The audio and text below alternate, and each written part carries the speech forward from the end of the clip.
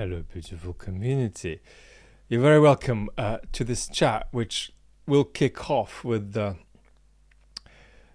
news that Mr. Prigozhin has claimed that the Russian Ministry of Defense intentionally mined his path out of Bakhmut. Now, I haven't thought what I'm going to tell you, and I think this is actually nice because it'll make us have a fresh reflection on regime fragility. I'm happy to call bullshit on Mr. Prigozhin for the moment, in the sense that I think that this is an exaggeration of a banal truth, or this is making a routine fact seem extraordinary or something else. But I don't think there's a story here. I think Mr. Prigozhin is full of it. Now, but this is so striking because to the outsider, it looks like the Russian regime is in a kind of visceral verbal war with itself, and presumably in some kind of other war with itself that we can't see. Is that really so? How are we meant to make sense of it? I think if you ask two questions, for now they will cover Putin's relationship with this behavior by Prigozhin. So the first question is, can Putin simply turn Prigozhin on and off like a tap? And I think the answer to that question, I suspect, is no. The second question is, are Mr. Prigozhin's outbursts directly or indirectly serving Mr. Putin's interests in a way that he himself recognizes?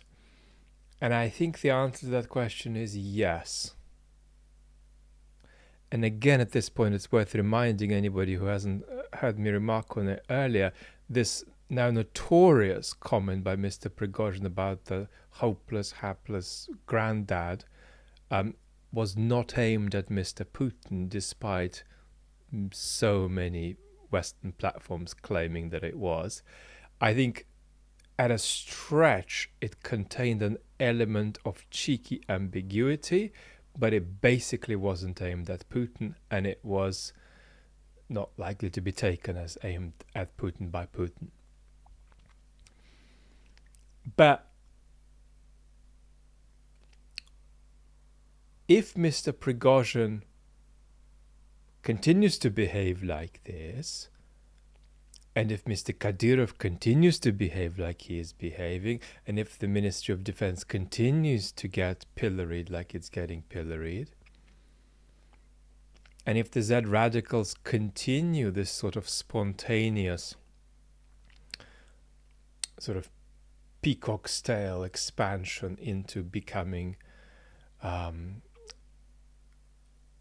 kind of genuine opposition to Mr. Putin.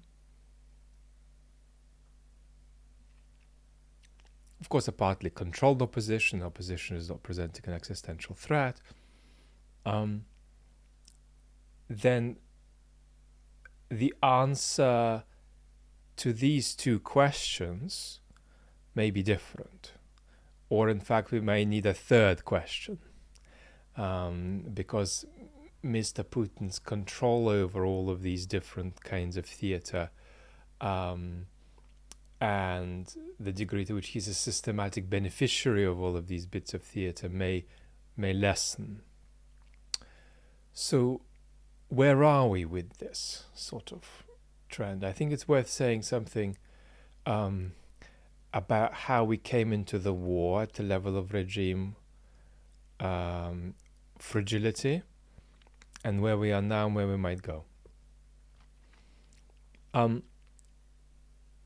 Before the war, Mr. Putin's power in Russia was overestimated by most Western commentators. And I probably want to exclude the genuine Russia experts here, but by a lot of people just writing or speaking here and there.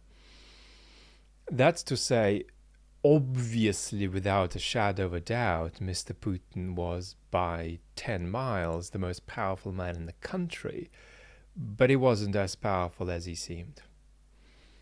And that's because, just like the Russian people outsourced politics to him, he outsourced politics to kind of a ill-arranged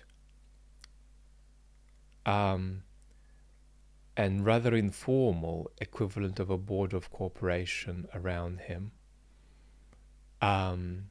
where people had different roles, which were sometimes clearer, sometimes less clear, where people probably had more definite differentiations of significance rather than differentiation by role. There's kind of a blend between a board of cooperation and a mafia organization. Academic literature has helpful distinctions to bring to our rescue at this point. We won't get into them. And so Mr. Putin was acting at that point much more like a referee than a lot of your perceptions right before you came to know more about Russia since the war would have indicated. And in fact, an early Putin strategist who sadly died a few months ago, Gleb Pavlovsky, said a couple of years before the war, that Mr. Putin just handing over his presidential powers to various untransparent actors around him isn't just a case of undemocratic rule and tyranny and calamity and a disaster for Russia, but it may be also specifically a crime by the standards of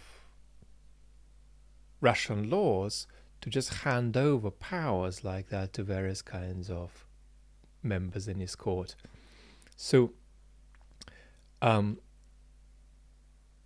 that role of Putin as referee may have got to a point whereby he was thinking that he had ceded too much power.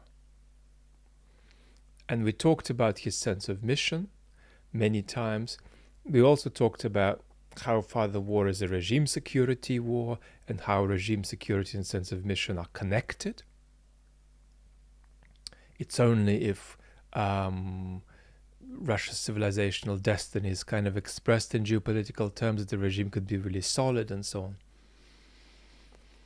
But I think a part of the regime security story is that Putin needed to grasp back some power for himself. And of course, the irony is that what he's done is that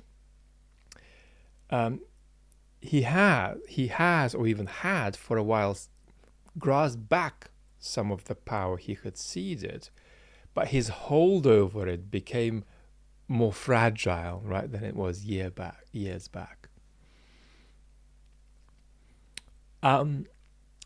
And is again not just becoming more and more fragile by the sort of every 6 months stage, but is again diminishing. So his power is becoming less and less and less, and his hold over the power that he has is becoming more and more wobbly, more and more fragile. Nowhere near wobbly and fragile enough for some kind of regime change, some kind of imminent coup, but that's the trend.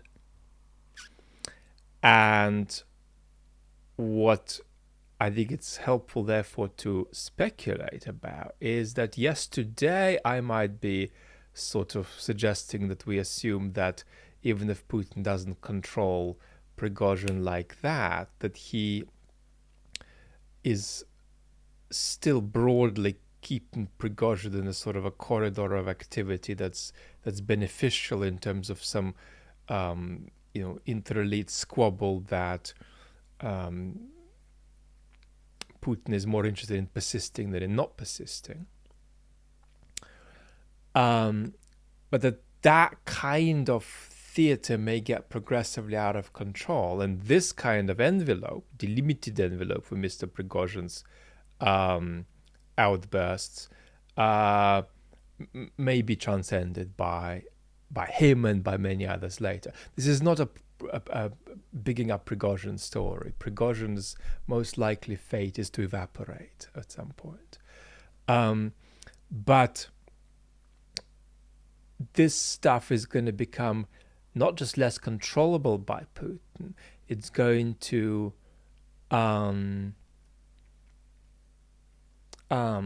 become less functionally beneficial to him, right?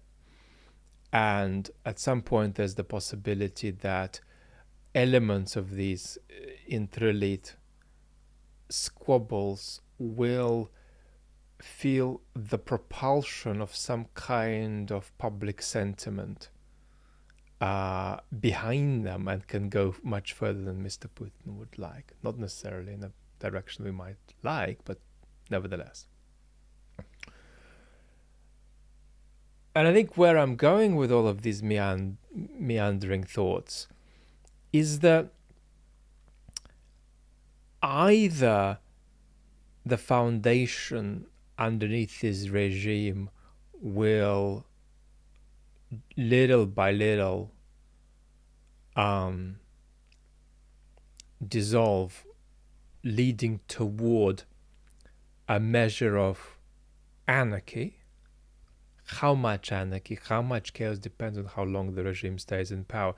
The longer the regime stays in power, probably the more catastrophic and ugly what we're going to see at that end point will be. If the regime ends tomorrow, the prospects for a more favorable picture of what immediately comes after Putin are better. But either the foundations of the regime progressively degrade and some kind of set of conflicts and expressions of chaos manifest, or the regime progresses in a totalitarian direction, which is, I think, what Putin now thinks might be the only way to hold the thing together medium term. And here we reconnect back with Putin's ambitious story of a much more militarized society, a society where an increasingly totalitarian regime is finally able to turn the population from being a kind of passive, depoliticized population typical of a certain kind of authoritarian society into a population that fits with the increasing totalitarian steps of the regime, and a population that sort of latches on to regime narratives. We discussed this last time when we already picked out the shift from postmodern to genuine Soviet-style alternate reality propaganda that is already happening. Russian propaganda in 2023 is 20% Soviet-style. It was 0% Soviet-style just a year and a half ago. So we're either moving toward chaos or we're moving toward a sort of a successful set of totalitarian terms with some kind of uncomfortable word that many experts would reject, some kind of fascization, further deeper fascization of society. None of this is lovely, none of this is pretty, but that's my sort of cup of tea chat. Tomorrow, Mr. Navalny has protests he has invited to take place all over the world and in Russia. And I am not interested in telling you about the nuances of Mr. Navalny's organization and its history. But I may have a chat with you about this, even if nothing too dramatic happens, because I think there are some political and ethical lessons we can take from that about moral responsibility, and also about how to politicize a deeply depoliticized social space. Lots of love, Toxin.